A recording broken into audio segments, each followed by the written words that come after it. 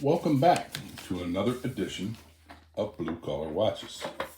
This came while I was at work last night. I love that dial. This is the Seiko Recraft series.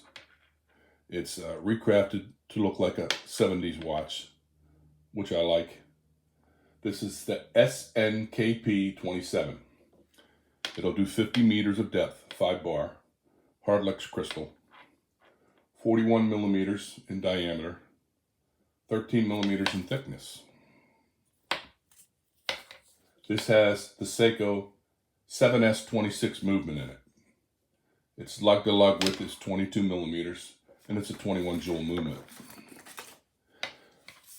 I got this for $151 on Amazon. I'll put a link to this watch, but it's not $151 anymore. I had a hard time bringing myself to buy this originally because they kept putting it on there for between $180 to $200. It's a nice watch, but it's not a $200 watch because this has the entry-level Seiko 5 movement in it, being that it's the 7S26. You know, it's not a bad movement. It's just, if you're going to ask $200 for a watch, I just feel like it should have a better movement in it. But I was willing to pay $150 for this watch. I had this in my cart for a while, and they had one of those daily deals, and it was $151. And I decided, okay, I'm going to pull the trigger. I'm not usually a fan of leather bracelets, although I like this leather bracelet. It's calf skin,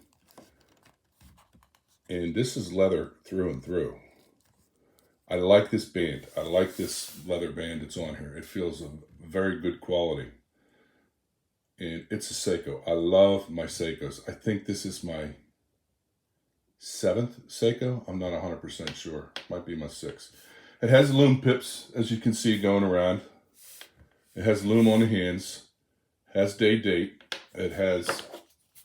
I love the dial on this thing. Applied indices.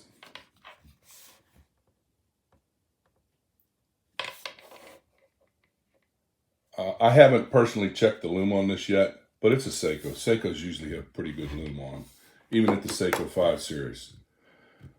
Again, I wouldn't equate this to be much more than like a Seiko 5, other than it looks a little different because it's the same movement. There's no hand winding.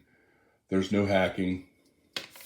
The one thing I like about it, I'm kind of liking these watches with the brushed finish. It has the brushed finish going around here, and then it's got the polished finish going around the case.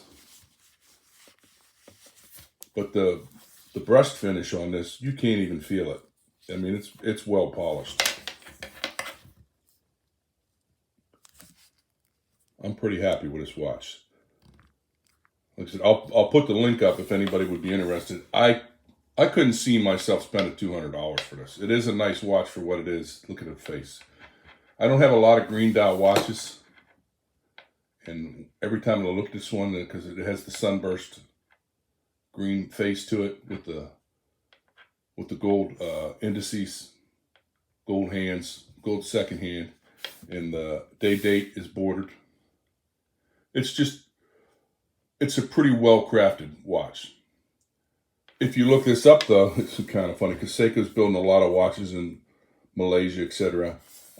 This did say that this watch was made in China. So Seiko is getting away from, they're going to where labor is cheaper. But this feels like a good quality watch. Good quality band. I only had this a day, last night. I come home from work, and I like the way this fits on my wrist. This is a good, I'm liking leather bands as long as it's a decent quality leather band. And I love the dial on this thing. They make several in the Recraft with this color. I'm not going to go crazy buying a bunch of them. I have one now, and I like it. It's a nice looking watch. I'm probably going to wear this to work today. It's a good watch. But again, the movement is no better than the entry-level Seiko 5. Doesn't mean the watch is trash, just I don't think they should be selling these for $200 if it's got the entry-level Seiko 5. But if you can find it on sale, I would buy one of these. Okay, that's a wrap. That's it.